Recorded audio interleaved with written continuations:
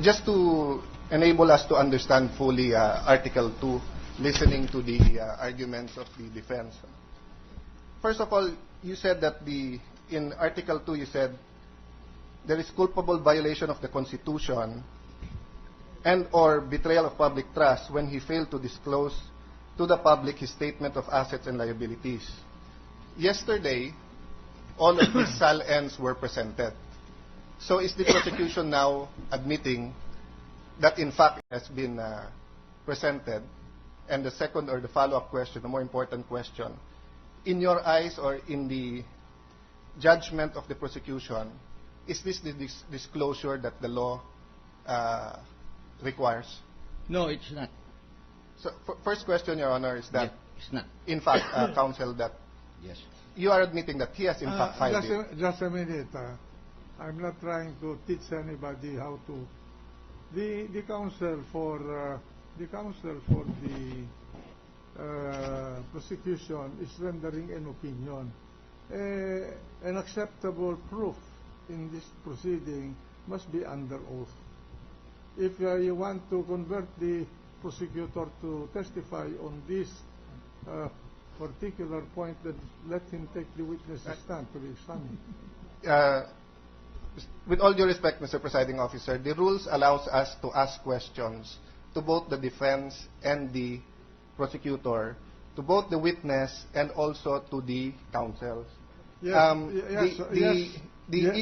Sir, may I be allowed to finish?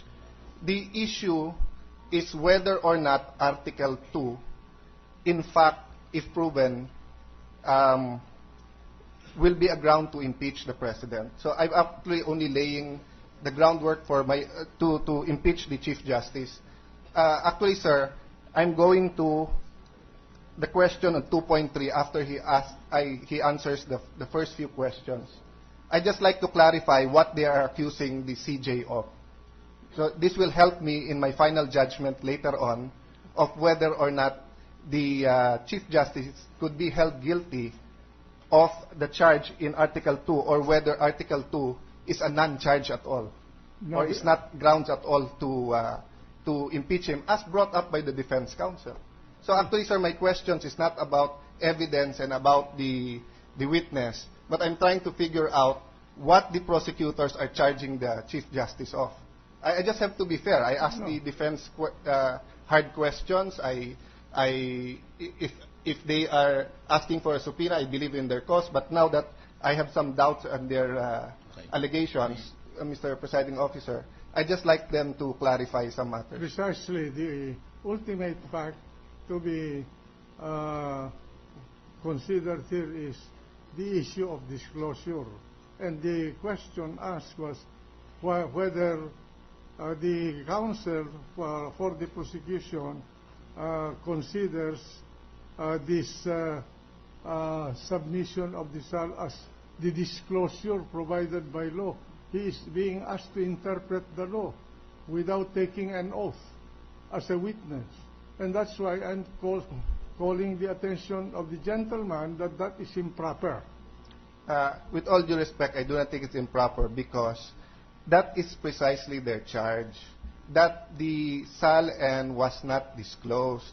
And if I was allowed to ask the question, my second question was, because they were surprised yesterday and they admitted it's the first time they saw the SAL-N, now that they saw it and now that it has been filed, are they still charging that it has not been disclosed because it should be disclosed in a certain manner? Or are they now saying that now that they see it, they're going to focus on 2.3 and 2.4? And I was going to ask, Your Honor, in 2.3, how can they know that there are properties not included in the SAL-N if, in fact, they haven't seen the SAL-N yet?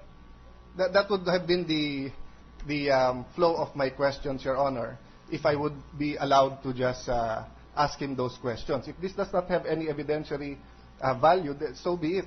But it will allow me to understand their charge. All right. Anyway, the manner of disclosing is provided by law. Well, actually, the Senate President answered the question. No? The Can manner of I disclosing. can Yes, I please. amplify my answer? Yes. To the question of the Honorable Senator Cayetano, he asked me whether or not the disclosure made yesterday, we are already abandoning our allegation in 2.2, which provides that respondent failed to disclose to the public his statement of assets, liabilities, and net worth as required by the Constitution. No, As we- no, actually, what the question to you, and the record will bear me out, is the presentation of the SAL. In accordance with the subpoena, is the disclosure contemplated under the law. No, we are, The disclosure is defined by law, yes, Your Honor. not your opinion. Yes. But let me state our position. It was only yesterday that the disclosure was made. Okay. As a matter of fact, the disclosure was made upon questions coming from the senators.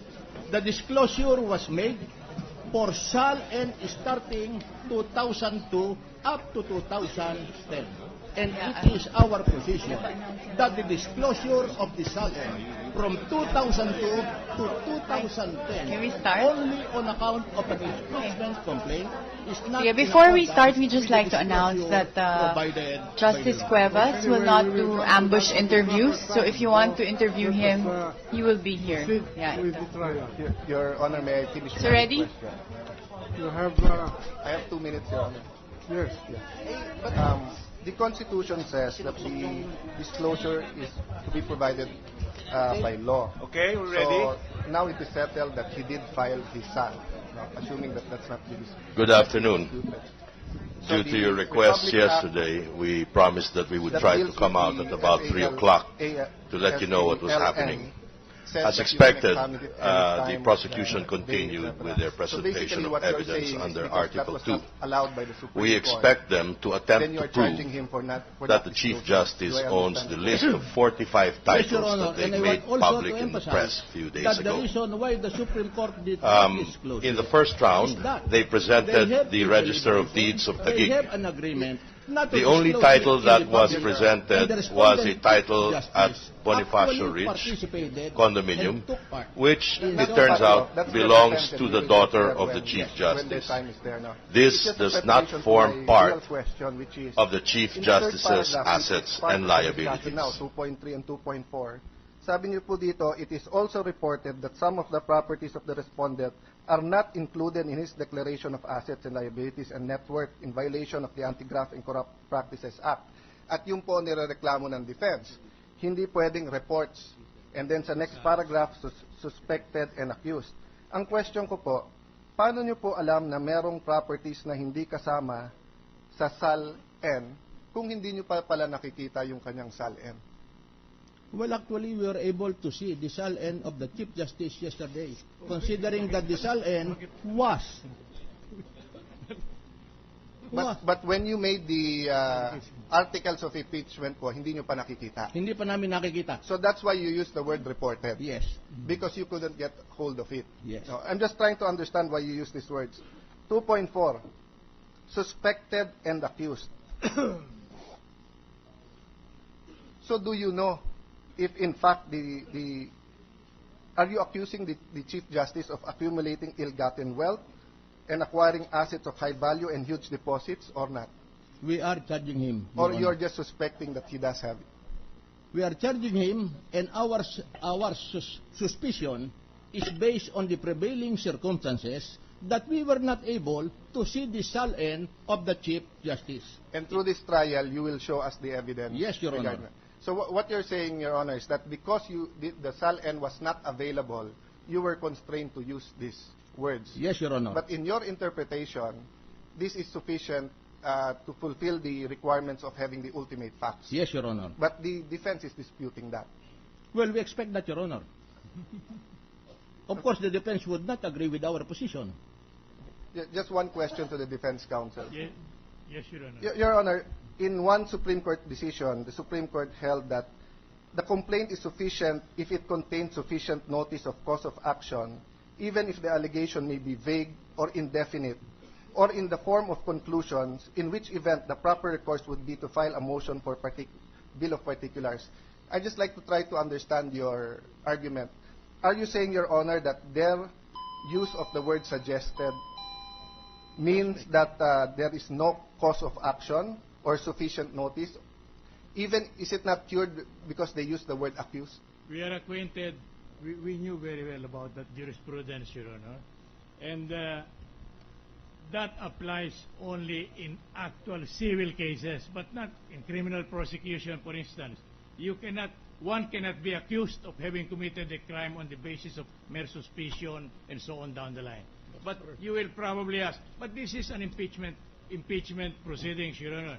My answer is, if we allow that kind of principle or rule to govern the impeachment proceedings, then it will be violative of the Constitution on the right of a person accused of procedural due process. He is entitled to notice, he is entitled to present evidence in his behalf.